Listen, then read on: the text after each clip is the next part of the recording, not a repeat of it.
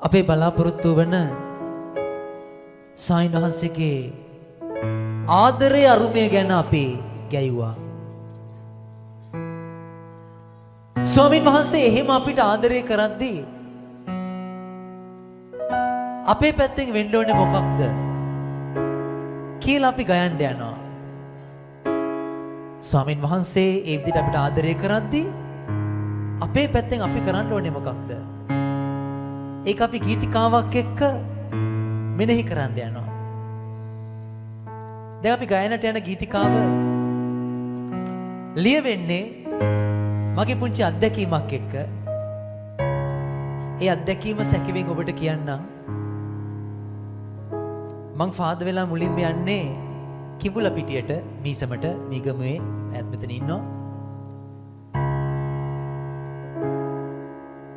ෆාදර්ලා ගිය ගමන්ම දිසාවේ මට වගකීම විදියට පැවරෙන්නේ දිසාවේ තරුණ සමිති බලන්න කියලා. දැන් ඒ වගකීම තරුණ පුංචි ස්වාමි කෙනෙක් විදියට ටිකක් බර වැඩි. මට සුසුකමක් නැහැ. එකම සුසුකම මොකක්ද? මාත් තරුණෙක් වීම.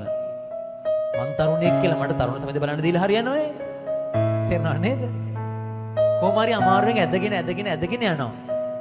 ආසාවෙන් තරුණ සමිති ගොඩනගාගෙන ලස්සන දේවල් ගොඩක් කරගෙන යනවා. හැබැයි ඔය අමාරුවෙන් ගොඩනග ඔක්කොම දේවල් එක තැනකදී කඩා වැටෙනවා. ඒ මොකක්ද? කොරෝනාවනේ. කොරෝනත් එක්ක අර ලස්සනට කරන් ආපු දේවල් ඔක්කොම අප්සෙට් ගන්නවා. ඇක්ටිව් හිටු ළමයි දැන් ඇක්ටිව් නෑ. තරුණ සමිති වැලේ වැල් නෑ. කට්ටි බාගාතේ. කොරෝනාත් ඉවර වෙනවා ටික ටික.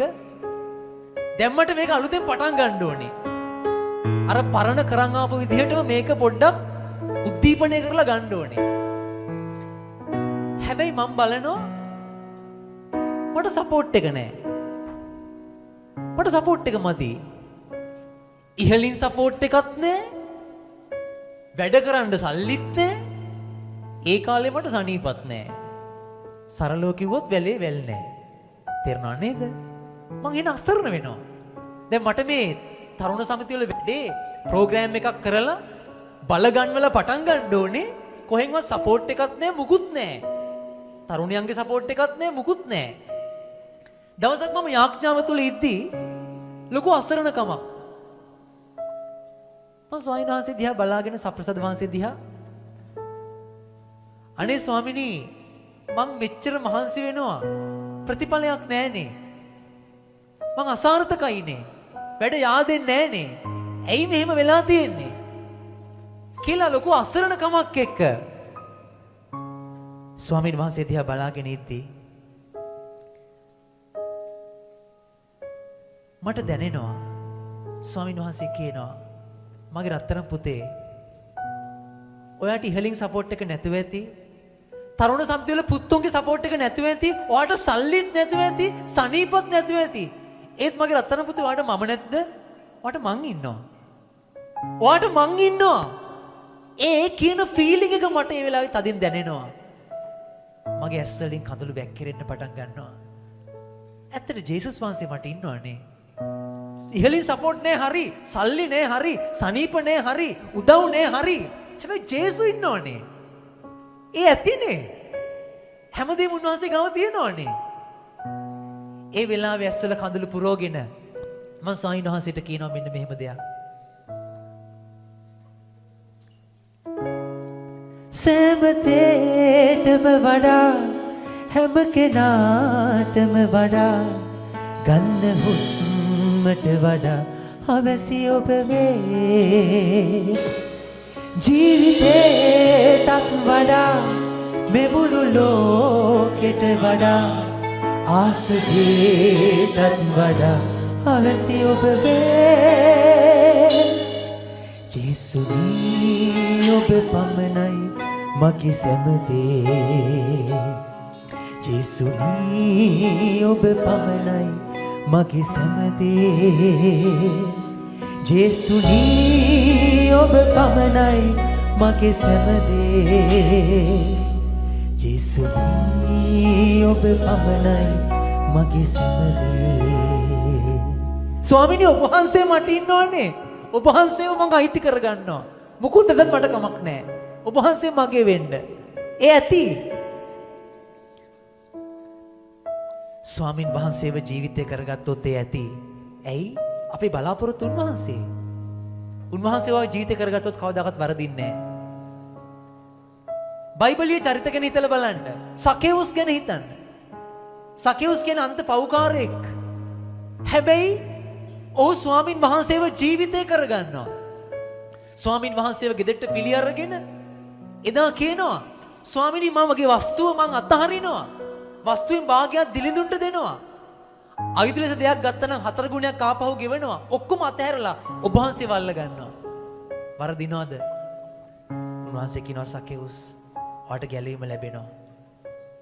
ස්වාමින් වහන්සේව ජීවිතේ කරගත්තු කාටවත් වරදින්න විදිහක් නැහැ.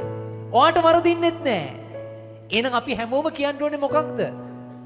අර මං කියපු වචන ටික. මොකද්ද වචන ටික අපි කට්ටියම කියමු? සෑම දෙයකම වඩා හැම කෙනාටම වඩා කන්න හුස්මට වඩා අවශ්‍ය ඔබ වේ. ජීවිතේටත් වඩා මේ මුළු ලෝකෙට වඩා ආස දෙයටත් වඩා අවශ්‍ය ඔබ වේ. ජේසුනී ඔබ පමණයි මගේ සැමදේ. කියන්නේ ජේසුනී ඔබ පමණයි මගේ සැමදේ. ජේසුනී ඔබ පමණයි මගේ සැමදේ. ජේසුනී ජේසුනී ඔබ පමණයි මගේ සැමදේ. ජේසුනී ඔබ පමණයි මගේ සැමදේ. අපි ගයන්නට යනවා ගීතිකාව. සුසුමේ සැඟවිලා එන්න මගේ ජේසුනේ. කඳුලේ මුසු වෙලා එන්න මගේ ජේසුනේ. පවනේ දැවටිලා එන්න මගේ ජේසුනේ.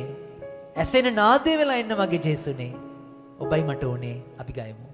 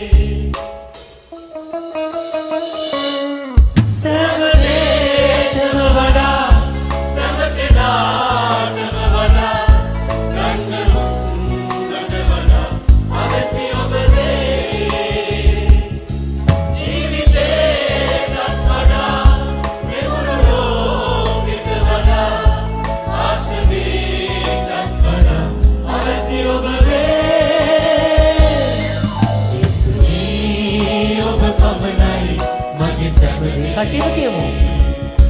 ජේසුනී ඔබ පමණයි මගේ සැමදේ. ජේසුනී ඔබ පමණයි මගේ සැමදේ. ජේසුනී ඔබ පමණයි මගේ සැමදේ.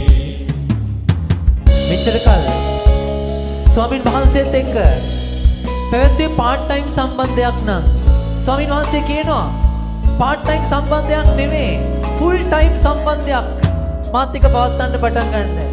මාව ජීවිතේම කරගන්න. ඇයි? ඔයාට මාව ඇති.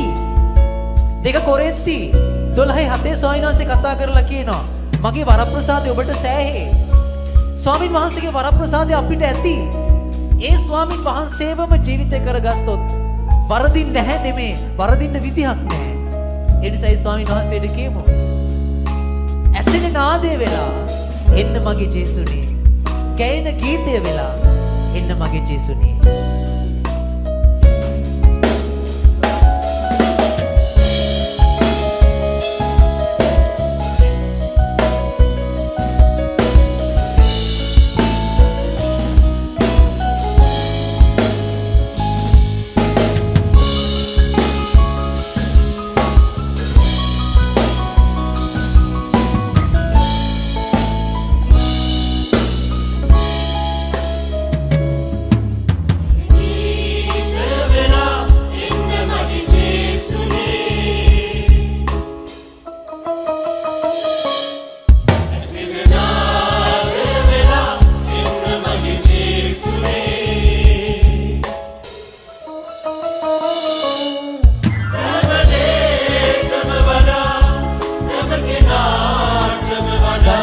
වඩා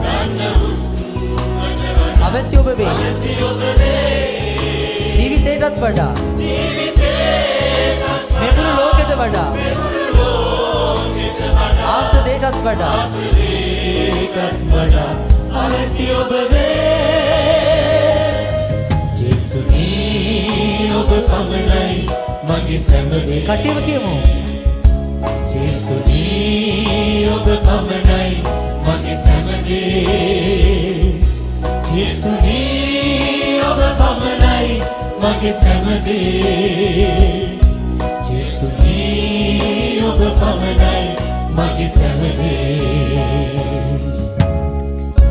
ඊට පස්සේ ජීවිතේ දෙවියන්ට කියන්න එපා ස්වාමීනි මට ලොකු ප්‍රශ්නයක් තියෙනවා කියලා ප්‍රශ්නෙට කියන්න මට ලොකු දෙවි කෙනෙක් ඉන්නවා මට ලොකු දෙවි කෙනෙක් ඉන්නවා ඒ දෙවියන් එක්ක ඔයාව හැන්ඩල් කරන්න මට පුළුවන් මගේ දෙවියන් වහන්සේ ලොකුයි ඒ ආදරේ ලොකුයි ඒ ආදරේ එල්ලුනොත් ඔය ප්‍රශ්නේ මට මහ ලොකු දෙයක් නෙවෙයි ඒ ආදරේ එල්ලමු ඒ ස්වාමීන් වහන්සේව ජීවිතේම කරගමු එනිසා අපි ස්වාමීන් වහන්සේට කියමු මේ හැමන සුළඟි දැවටිලා එන්න මගේ ජේසුනේ